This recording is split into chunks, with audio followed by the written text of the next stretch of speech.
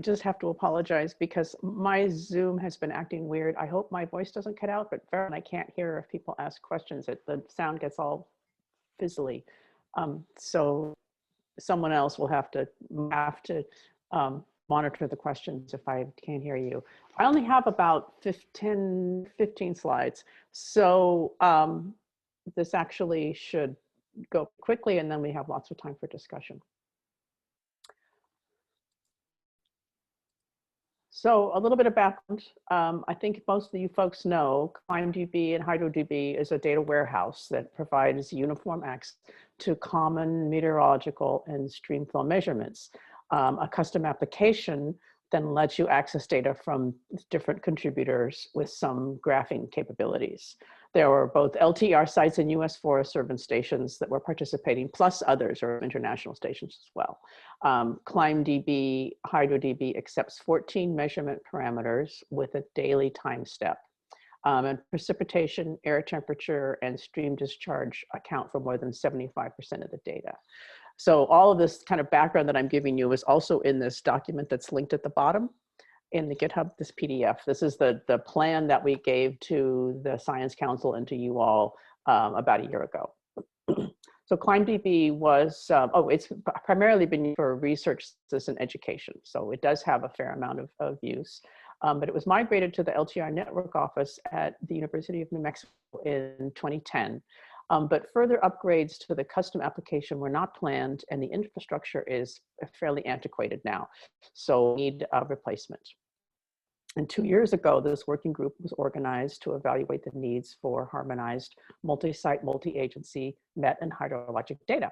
And so this is where we are right now.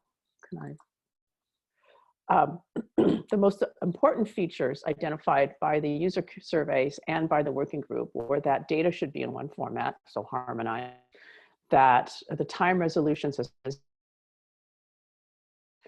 desirable, that we needed a mechanism to query and retrieve data from several sites, so merge data streams across sites and merge them with other data types like soil information or biogeochemical parameters, and that there was a dashboard for basic plotting, graphing, and visualization functions. So the working group evaluated several existing options, and they concluded that the best replacement would be the CUAHSI system, which is an NSF-funded consortium working in hydrology. So CUAHSI already delivers some similar data from other sources, such as USGS streamflow gauges, and their data model could also be used to standardize and harmonize the site-based meteorological data like LTERs. So once data are uploaded to CUAHSI to their hydrologic system, then that system provides the search interface and basic graphing capabilities that the data users had requested. And so we view contributions to CUAHSI as a big opportunity for groups like LTER to make their climate and hydro data more accessible to the broader community. So EDI's objectives in this plan had basically two parts.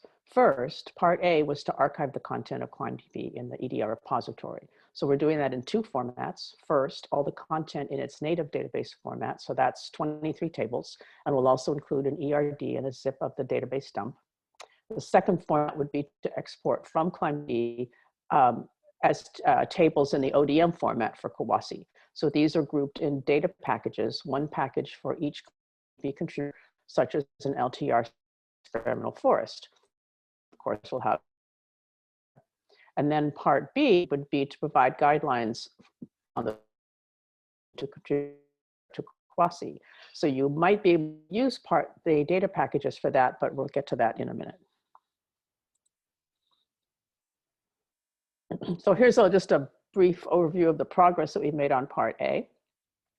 We have the native format archived. It'll be finished sometime in January. There's just a few things to do on the metadata still. And that will be the 23 original tables, their ERD and a zip.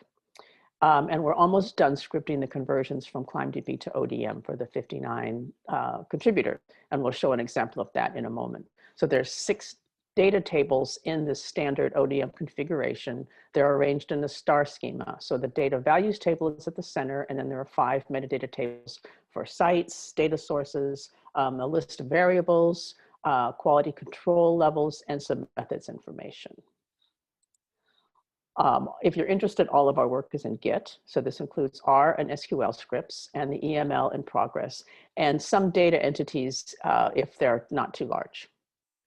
And I'm going to give it back to Zan because she's the one. So basically, I've been taking care of the SQL part, actually creating the ODM tables from ClimDB, and Suzanne is generating the EML. So she has a data package here that I think we're going to give you a tour of. Do you want to do that, Suzanne? I can just hit this link, I think, and we'll be there.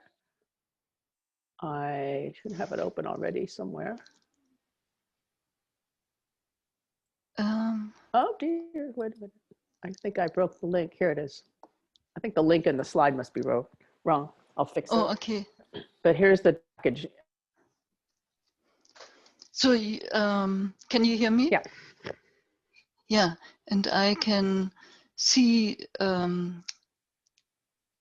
see your page. So we decided on kind of a generic title, and this can all be easily changed if you have better suggestions, but we say weather and hydrological data for a particular site, in this case, the Enros experimental forest, that were held in ClimHydroDB, and we extracted the time period for which data were submitted to the database. And then Creator comes out here. This can also be changed from an automatized process where I mapped the ClimDB functionality to the one in the EML assembly line or EML. So that can easily be changed if we do the mapping of the roles differently.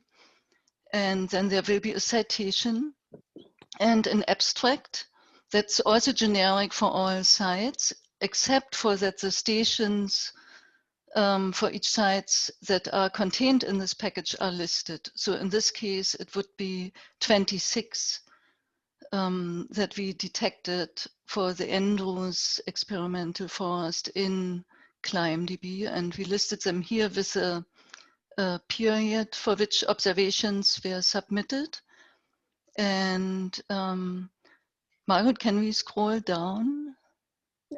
Here's the a entity. little? And then you see that there are 6 tables, and those are the 6 tables that you need to submit data to Quasi ODM and to Quasi. And so that's the tricky part, because these tables are not complete. They couldn't be completed based on the information in ClimDB, HydroDB. So we talk a little bit more to that later. But if you click on them, let's see just the first one, ODM variables I think that's going to table. download it, isn't it? I don't want to download. View full metadata. Yeah, so you would view the full metadata. And then here you see, could you scroll up, Margaret, a little? To the people. Yeah, so here I extracted all the people who were listed in ClimDB as personnel and kind of mapped the role. So you might have a completely different opinion on this, so we can change that and edit. And then the tables with the variable definitions. And those come out of Quasi, actually, from the ODM format. So those are predefined. And maybe that's all we want to show right now, because otherwise it's too much in the weeds. And So this is in staging. You guys, here's this identifier, EDI 680.1. So, all right, let me go back to here. Let me see, how do I get back to? But this, in summary, there is some information we can retrieve from ClimDB, but not all that's necessary to publish in Quasi, if you wanted to do that. Right. So let's see, I lost my. So, and we will be able to generate something like this for each of the 60 sites.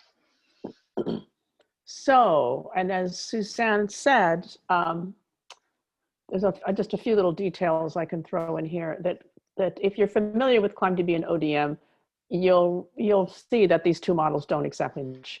So we found issues basically with every ODM table in our ability to export it from ClimDB, that where something needs attention from a contributor who knows is available in ClimDB. So we couldn't script everything. The 5 metadata tables all have some little bit that should be examined. You'll have noticed some of these, and maybe you saw that some of that in the EML already. Data values table is the central table, has more specific field ClimDB. That's actually a rather major one. And the database reference all the other tables. So if you edit the other tables, you need to edit the data values table. So in some cases, we're able to fill in this missing content, but not always. So what we'll end up with is 59 data packages and put them into EDI staging area for you to review. And then we should talk about the next steps after that. So just as you had a contribution with ClimDB, you'll have a similar role with CUAHSI. So we can use these ClimDB data packages to set that up. So when all 59 packages are in staging, you'd be able to download the entire package. And your task would be to finalize those ODM tables, because as we said, we suspect they need more information than that's not in ClimDB. And then you can edit the you can edit manually, or you can keep package ID that we assigned, or you can bring the package into your own system and generate EML however you choose. You can even assign your own package ID if you want to keep it in your scope. It's important that you talk to us, because just to keep things moving smoothly. Our role, EDI's role, would archive all 59 packages.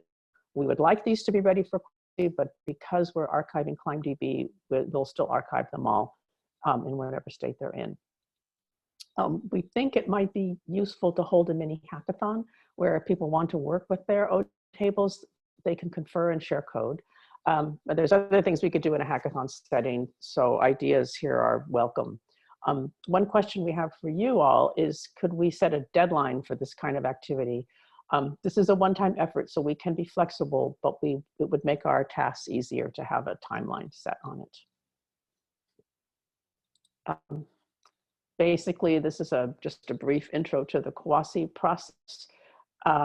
First, you create what they call a publishing account and verify it. You format your data, and then you upload tables. And then you request from them that it's time to publish. And when we've gone through these steps, they have been manual. So that's one of the reasons that you have your own relationship with CUAHSI. We've created a directory for the CUAHSI documentation and templates and questions, but questions about your specific account would need to be directed to CUAHSI. So now, if you recall, there was a P in this plan. We'll talk a little bit about that, and this is data going into CUAHSI on a regular basis. So EDI would like to establish this workflow as the process for creating ODM tables that can go into CUAHSI going forward. All of you have been creating EML described data packages and uploading them to EDI that have these hydrology and met data in them. And these packages can become input to a flow where your original package, what we're calling level 0 here on the left. And then you create a script to build the ODM tables from that original data package. And the ODM tables become the data entities, or the level 1.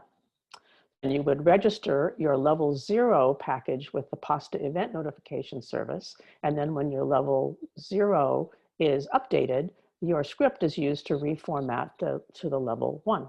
And if that reformatting then is triggered by an update to your level 0. And then it would be your option to upload these same tables to CUAHSI using their standard upload procedure. And a hackathon might be a good way to move this kind of activity along as well. And I believe this is just a summary of what you as contributors and what EDI as the archivists are doing. But that's basically all what we have for a summary. And I imagine you folks have some questions, so I'll stop screen sharing and talking and let you speak.